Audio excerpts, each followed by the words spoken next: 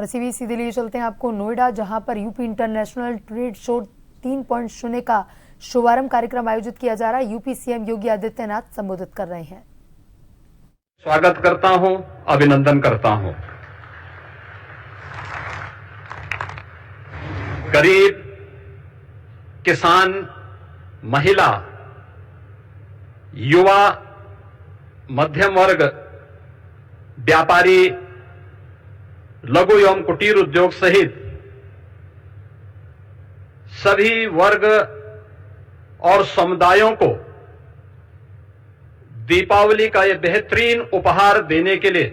आदरणीय प्रधानमंत्री जी का हृदय से आभार।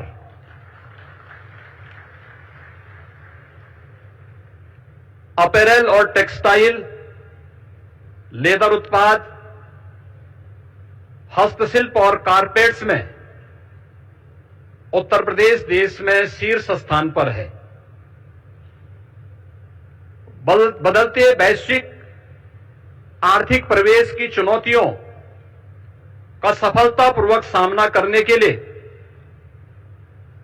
आदरणीय प्रधानमंत्री जी ने जीएसटी रिफॉर्म्स के माध्यम से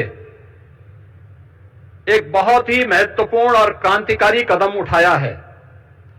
इसके लिए हम सब उत्तर प्रदेशवासी उनका हृदय से आभार व्यक्त करते हैं।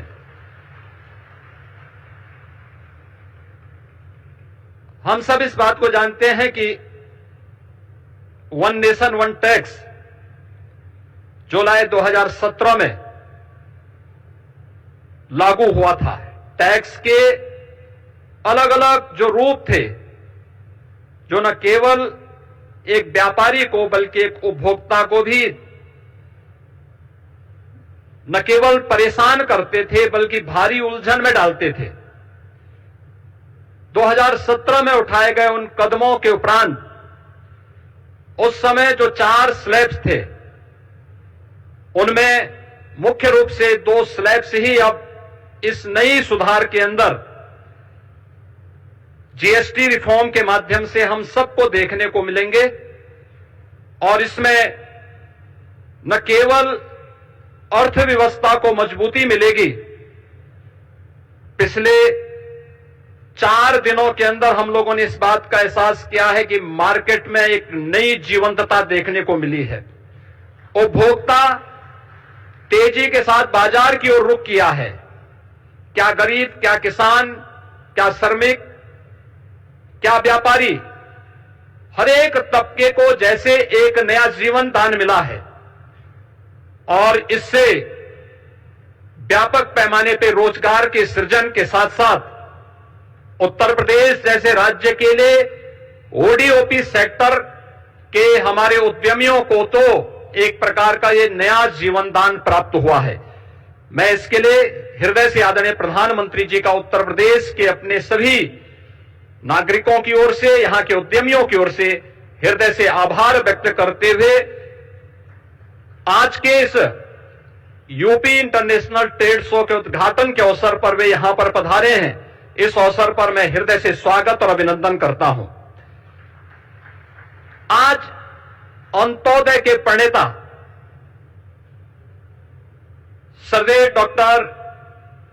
सर्वदेव पंडित दीनदयाल उपाध्याय जी की पावन जयंती भी है।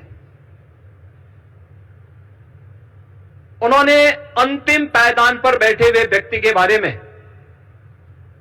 आज से 70 वर्ष पहले एक नया चिंतन दिया था और अंत्योदय को राष्ट्रोदय में बदलने का आदरणीय प्रधानमंत्री जी की प्रेरणा से ये यूपी इंटरनेशनल ट्रेड शो एक विशिष्ट अवसर है। ये विशिष्ट अवसर केवल एक ट्रेड शो का नहीं बल्कि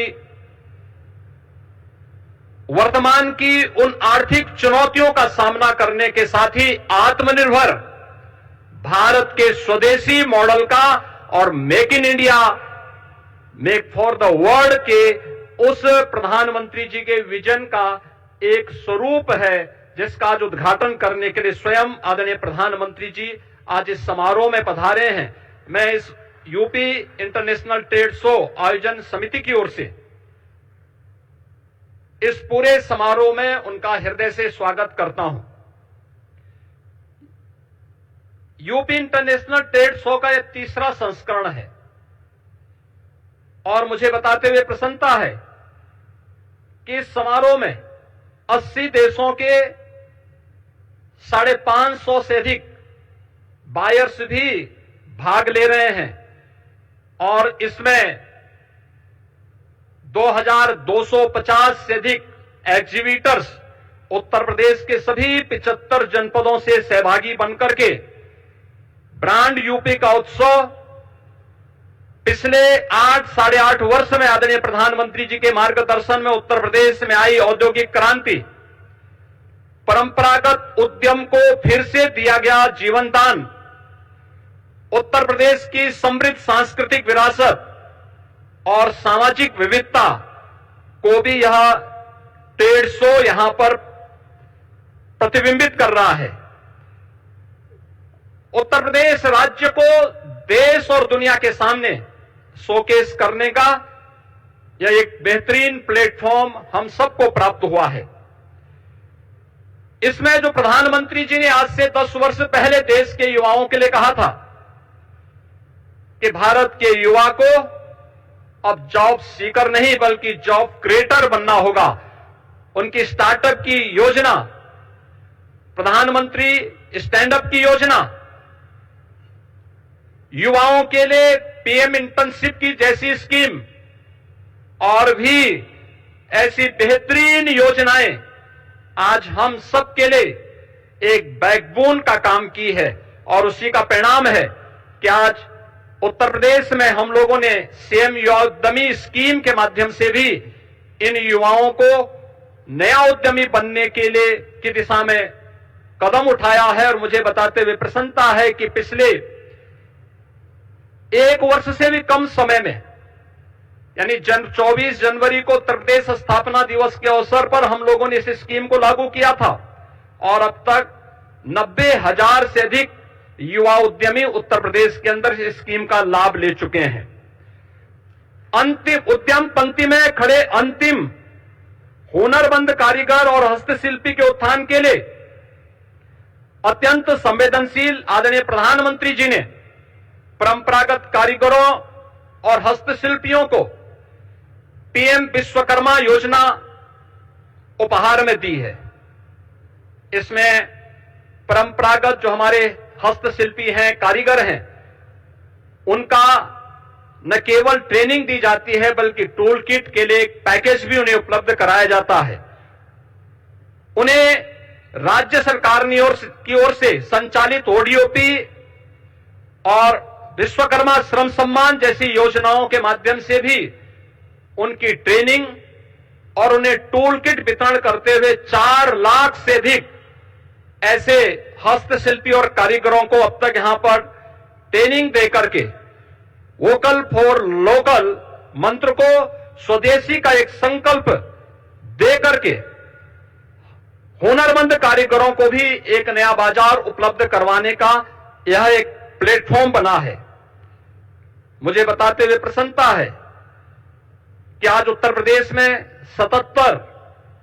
जीआई उत्पाद के साथ ही उत्तर प्रदेश देश का शीर्ष जीआई कैपिटल बना है।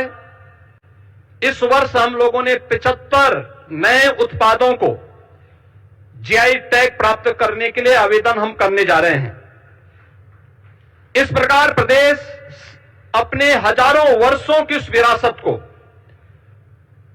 जो एक धरोहर के रूप में उत्तर प्रदेश में मौजूद थी, उसे सजाने, संवारने और उसका संरक्षण करने का कार्य हम इसके माध्यम से आगे करने जा रहे हैं। और यहां पर जो हमारे स्टॉल्स लगे हुए हैं, इनमें 60 से अधिक जीआई टैग स्टॉल भी इस पूरे कार्यक्रम के दौरान हम सबको यहां पर देखने को मिलेंगे। स्टार्टअप्स, ओडीओपी, हमारे उभरते हुए जो एक्सपोर्टर्स हैं, महिला उद्यमी, नए उद्यमी, हस्तशिल्पी, आईटी, इलेक्ट्रॉनिक्स, कृषि, खाद्य प्रसंस्करण, कौशल विकास, महिला स्वयंसेवी समूह, वन और पर्यावरण विभाग के अपने विभिन्न उत्पाद भी और उनके द्वारा किए गए प्रयास भी इस यूपी इंटरनेशनल ट्रेड शो के माध्यम से यहां पर प्रस्तुत किए गए हैं। फरवरी 2023 में उत्तर प्रदेश में ग्लोबल इन्वेस्टर समिट आदरणीय प्रधानमंत्री जी के कर कमलों से उद्घाटन हुआ था, जिसके माध्यम से 40 लाख करोड़ रुपए का निवेश का प्रस्ताव उत्तर प्रदेश को प्राप्त हुआ। और मुझे बताते हुए प्रसन्नता है कि इनमें से 12 लाख करोड़ से ऊपर के प्रस्ताव अब तक जमीनी धरातल पर उतर करके कुछ प्रस्तावों में, कुछ उद्यमों में प्रोडक्शन भी प्रारंभ हो चुका है। और उन्हीं में से 5 लाख करोड़ का हम नवंबर 2025 में प्रस्तावित कर रहे हैं, जिन्हें ग्राउंड ब्रेकिंग करने की तैयारी वर्तमान में चल रही है। पिछले 11 वर्ष में आदरणीय प्रधानमंत्री जी की प्रेरणा से उत्तर प्रदेश के परंपरागत उत्पाद को, जिनकी संख्या वर्तमान में 96 लाख से अधिक है, उस एमएसएमई उत्पाद को, प्रत्येक यूनिट को सामाजिक सुरक्षा की गारंटी देते हुए उत्तर प्रदेश के अंदर आगे बढ़ाने का कार्य हुआ है।